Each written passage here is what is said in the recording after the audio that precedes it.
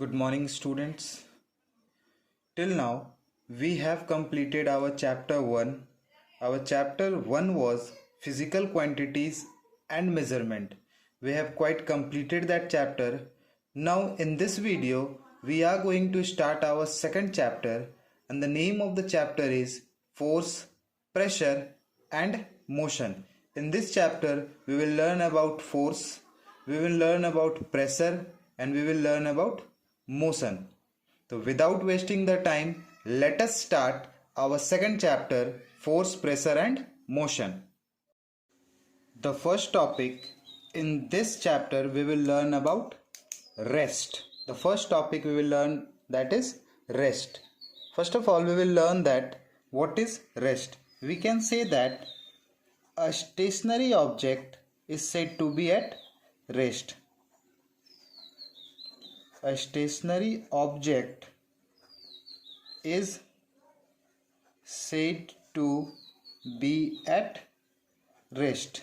It means that the object which are at a fixed place, those objects will be said to be at rest. It means that an object, we can say also that an object which do not changes its position.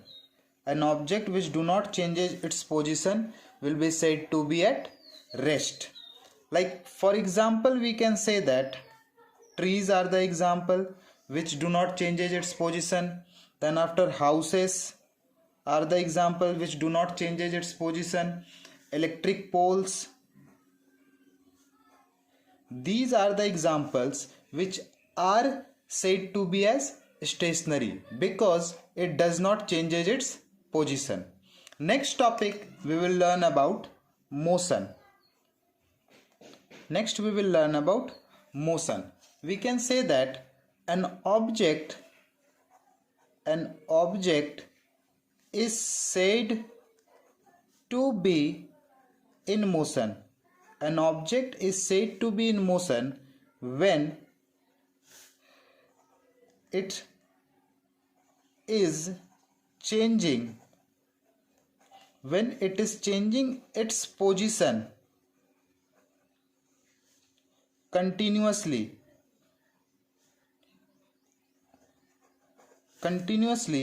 with respect to its surrounding objects. This was the definition of motion. Let us understand it very clearly. An object is said to be in motion. Motion, you can directly say that moving object. All the moving objects are said to be in motion. So we can define motion as an object is said to be in motion when it is changing its position continuously. That object continuously changes its position with respect to its surrounding object. Like example we will see, for example, a moving car. This car will be said to be in motion when it is in motion, when it is moving. Suppose a car is moving in the road and that car is continuously changing its position. That car is, suppose at the first instance of time the car was here and after some time we can see the car is here. So we can say that this car has changed its position from here to here. Here the surrounding object was something different. Here the surrounding object is something different. Then we can say that this car will be in motion. There are so many examples of motion. A moving car we have taken. A flying bird. We can say that a flying bird is in motion. Moving bus. Planet of solar system,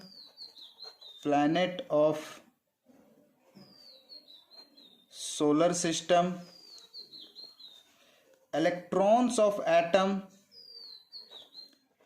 These are the objects which are continuously changing its position with respect to its surrounding. That's why those objects are said to be in motion. It means the object is continuously moving, changing its place. I hope These 2 points are quite clear to you.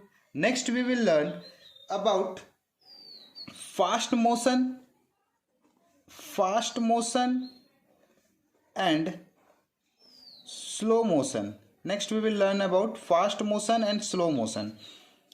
We have seen quite in our everyday life that some of the motion are very fast and some of the motion are very slow. Like if we take an example of fast motion, we can say that flying aeroplane,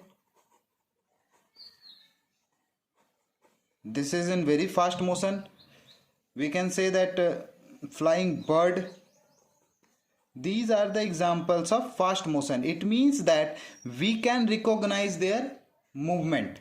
We can calculate or we can see the motion of these object. Those objects are said to be in fast motion.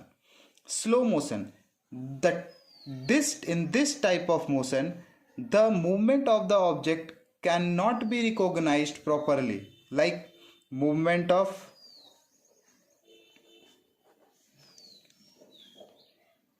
second hand in watch or clock.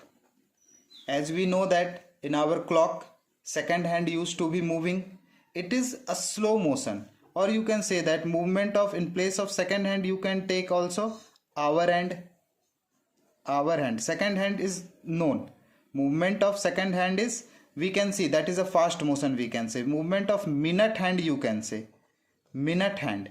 Movement of minute hand in watch. You are unable to see the movement, but still that object is moving.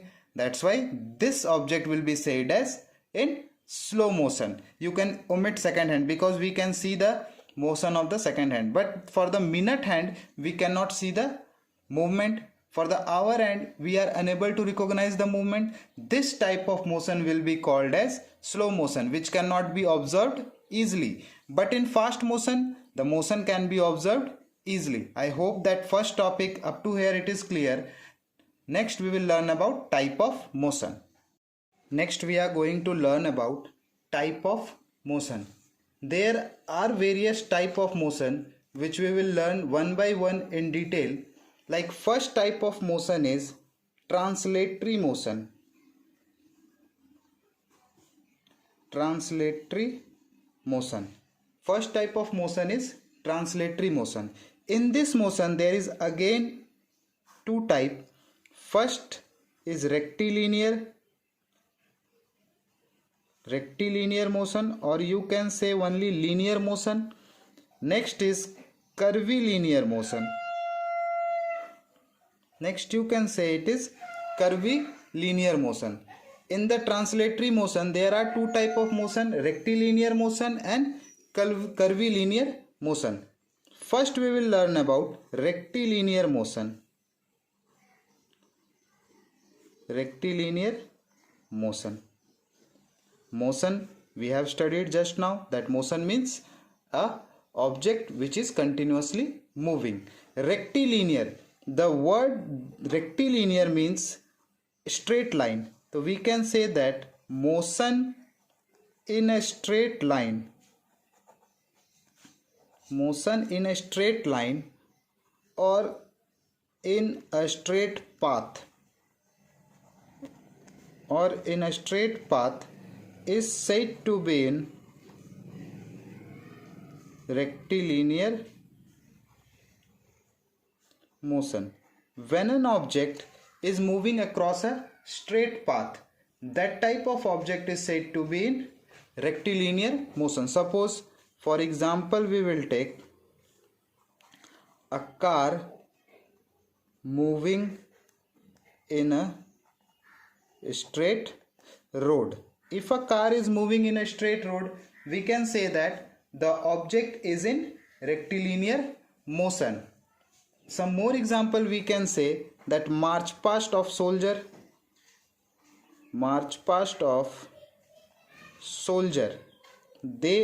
The soldier marches in a straight line, that's why the motion will be rectilinear.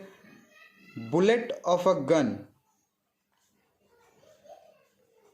When a bullet is being fired from the gun, the bullet moves in a straight path. That's why they are called in a rectilinear motion.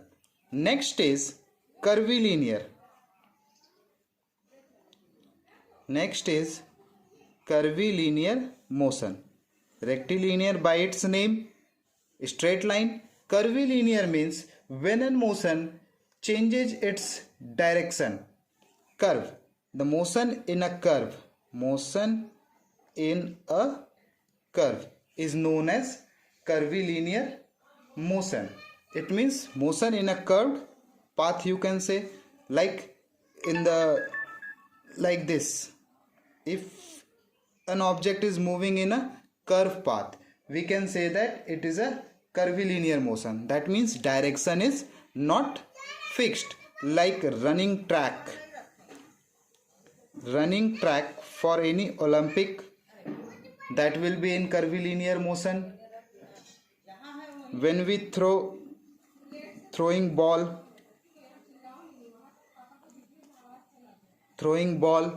it will be also curvilinear motion. Suppose we are throwing ball, so we used to throw like this, that will be in curvilinear motion. It means that it will not in a straight path, it will change its direction, it will be in a curve. The object which is moving in a curvilinear path or curved path, that type of object is said to be in curvilinear motion. I hope that translatory motion is quite clear to you. Translatory motion, two parts: rectilinear, curvilinear. Rectilinear motion in a straight line, curvilinear motion in a curved path. Now next we will study about next type of motion. The next second type of motion we are going to study, and that is circular motion. Circular, by the name you can understand, circular word has been made by the term circle. The object, we can define circular motion as the object which is moving in a circular path. If an object is moving in a circular path, we can say that the object is in motion. For example, we can say, for example, moon, which moves around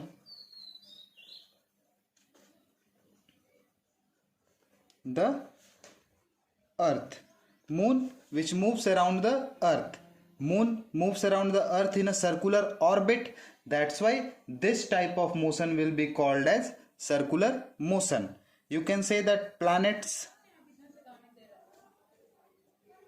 around sun, all the planets which moves around the sun, they moves in a circular path. That type of motion, the object which are moving in this circular path, those objects will be said to be in circular motion.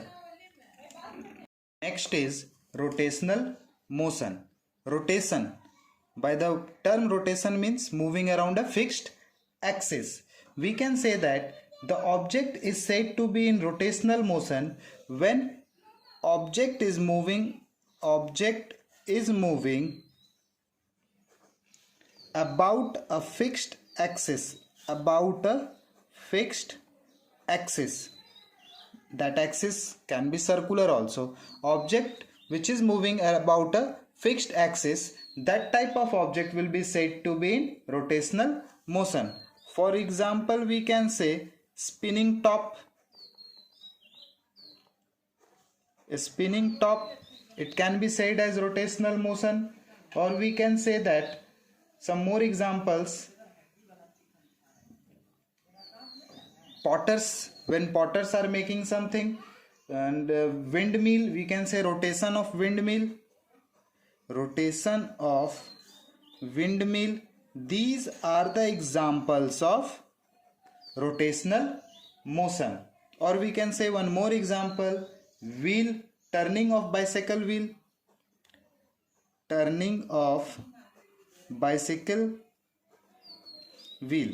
These are moving around a fixed axis. That axis might be circular, it doesn't matter, but it is moving around a fixed axis. That type of object is said to be in rotational motion. Next type of motion is repetitive motion. Repetitive, the word repetitive means repeating itself.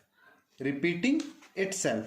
An object or a motion which repeat itself is called repetitive motion. We can define as a motion which repeats itself. Repeats itself is called repetitive motion. An object which repeats itself is called repetitive motion. Again, in repetitive motion there are two types of motion, periodic and non-periodic. We can say the first type is periodic motion. Second type is non-periodic motion. These are the two type of repetitive motion. Now first we will learn about periodic motion. First we will learn about periodic motion. Periodic means after a certain period, certain interval of time. We can say that periodic motion, the object are said to be in periodic motion if it's repeat its motion. If an object repeats its motion after a fixed interval of time. If an object repeats its motion after a fixed interval of time, that type of motion will be called as periodic motion. For example, we can say, for example, revolution of earth around sun. Revolution of earth around sun. Earth rotates around the sun, revolve around the sun within a fixed time, that is 365 days and 6 hours, and this period is fixed. That's why this type of motion will be called as periodic motion. Revolution, similarly, revolution of moon around earth.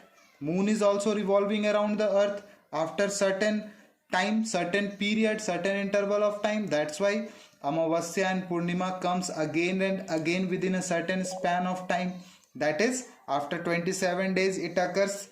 So these type of motion will be called as periodic motion. Now next, in periodic motion we will learn about simple pendulum. We will learn about simple pendulum. As we know that we have seen pendulum in wall clock also. This is the diagram of pendulum.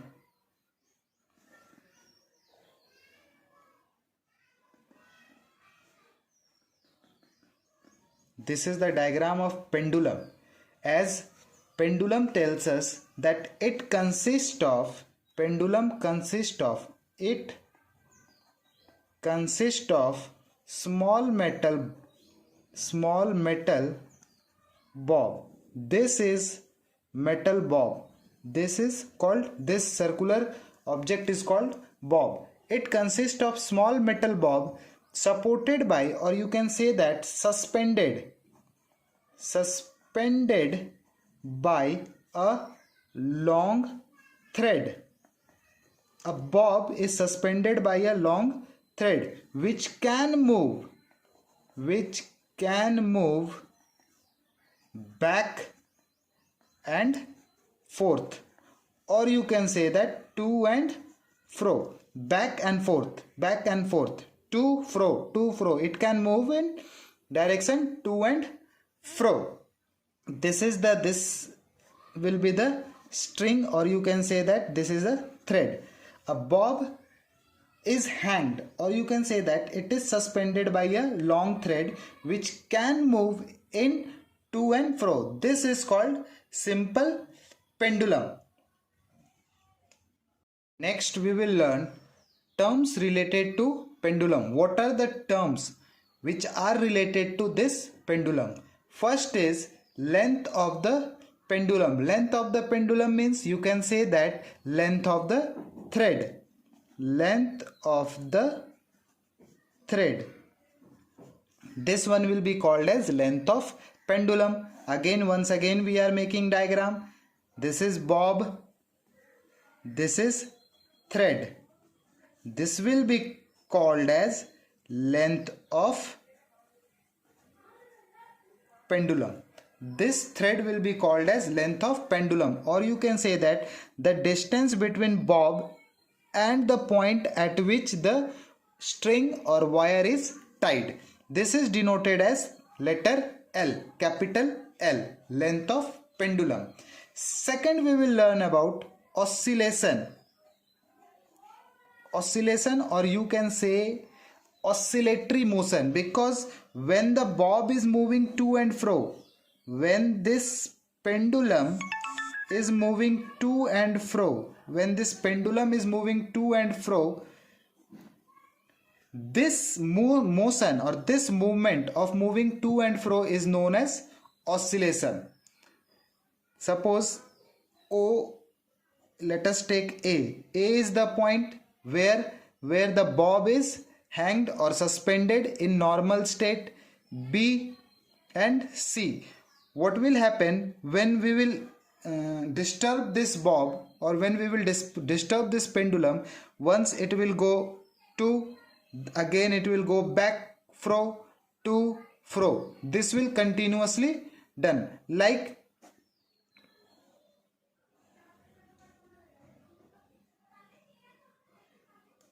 this example we can also take of that children which used to play in the month of rainy season. This also go forward and come backward, that is to and fro. This type of motion is known as oscillatory motion, and the motion, the movement, the distance is known as oscillation. Next we will learn about amplitude. Next we are going to learn about amplitude. What does amplitude means? Amplitude means maximum displacement. Maximum displacement of the bob from its mean position. Maximum displacement of a bob from its mean position. Let us see in the diagram. This bob is hanged here. This position will be called as mean position. A will be called as mean position, because this is the normal position of the bob. When this bob will disturbed and it will come in motion, suppose maximum displacement this side it moves maximum up to here. This one is B, this one is C. The distance AB will be called as amplitude. AB will be called as amplitude, since this is the maximum displacement. If the bob will come up to this point, then from here to here it will be maximum displacement. If the bob will come up to this position, then from here to here it will be the displacement. Next we are going to learn frequency. Frequency means number of oscillation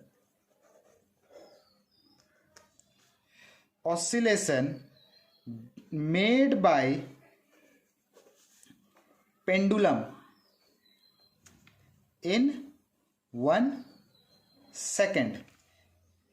Frequency means number of oscillation made by pendulum in 1 second. Suppose we have disturbed this pendulum and in 1 second it has moved for 5 times, then frequency will be 5. It is denoted by alphabet F, or you can say that N. In your classes you can denote it by N, but in senior classes frequency is basically denoted by F. And the unit, SI unit of frequency is hertz, Hz, or you can say that the full form is hertz. This is the SI unit of frequency. Next is time period. Time period. Time period means how much time? Time taken to complete one oscillation by the bob of pendulum. Time. The time period which is taken by this bob to complete one oscillation, that time will be called as time period. It is denoted by letter T.